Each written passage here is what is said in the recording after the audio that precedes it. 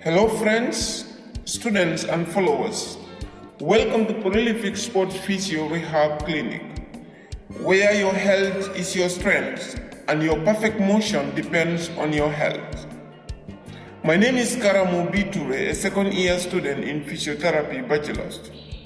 In our today's presentation, we will bring you the blood supply of the femoral head, and the purpose of this video is for examination purposes. In an examination, it is frequently asked this way: describe the blood supply of the neck of the femur and what is avascular necrosis. In this presentation, we will bring you the accurate blood supply of the femoral head and its importances clinically.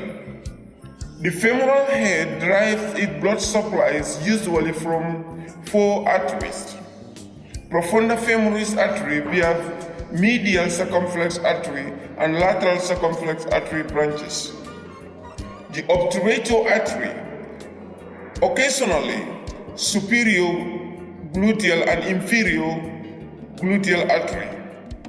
These form trochanteric and cruciate anastomosis around the femoral neck, which contributes or include extracapsular arterial ring.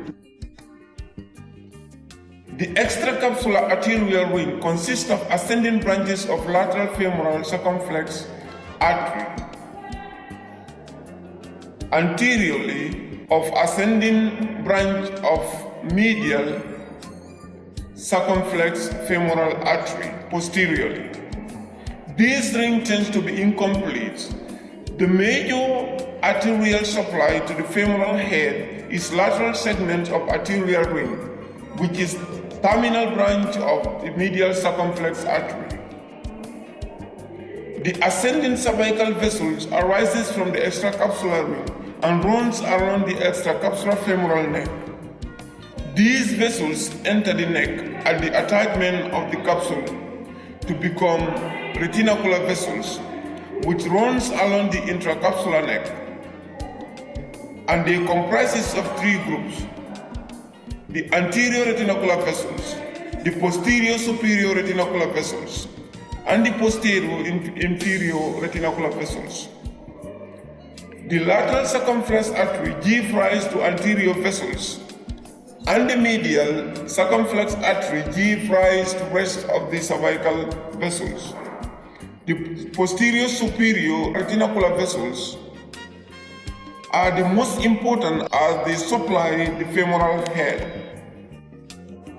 These retinacular vessels anastomose to form subsynovial arterial ring over the base of the femoral head at the margin of the articular cartilage. The intracapsular ring has been found to be complete more often in boys than in girls. The epiphyseal arteries enter the femoral head at the border of the articular surface and forms the intraosseous anastomosis. The artery of the ligamentum teres is usually the branch of obturator artery, and occasionally may arise from the medial circumflex femoral artery. It supplies usually the small portion of the head at the site of entry.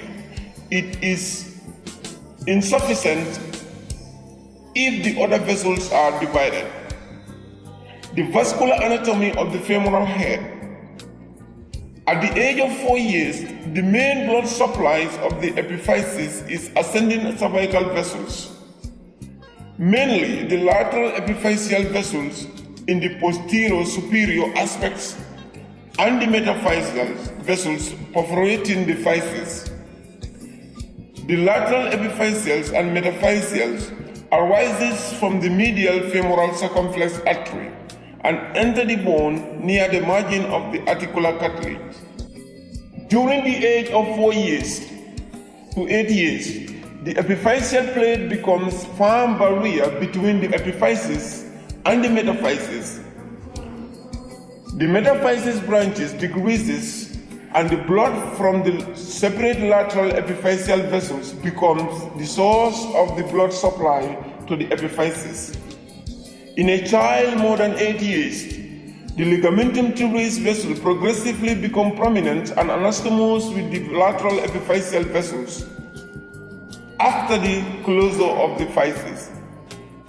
The arterial blood supply of the femoral head assumes the adult configurations, which supplies from the metaphyseals, epiphyseals, and foveolar arteries.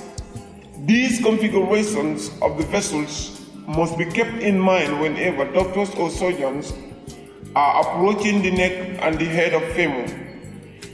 Not placing the retractors on the posterior aspect of the neck, as could seriously interfere with the blood supply of the head. The femoral fracture disrupts intraosseous blood supply. The femoral head and the intracapsular portion of the neck has no cambium layer in mesh covering to participate in the peripheral callus formation, and healing depends on the interstitial union alone.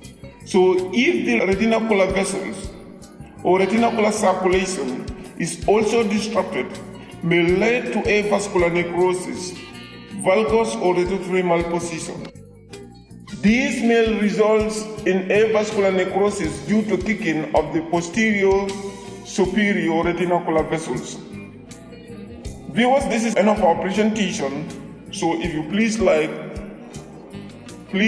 give a thumb up to our channel where we can help you to provide more of such videos.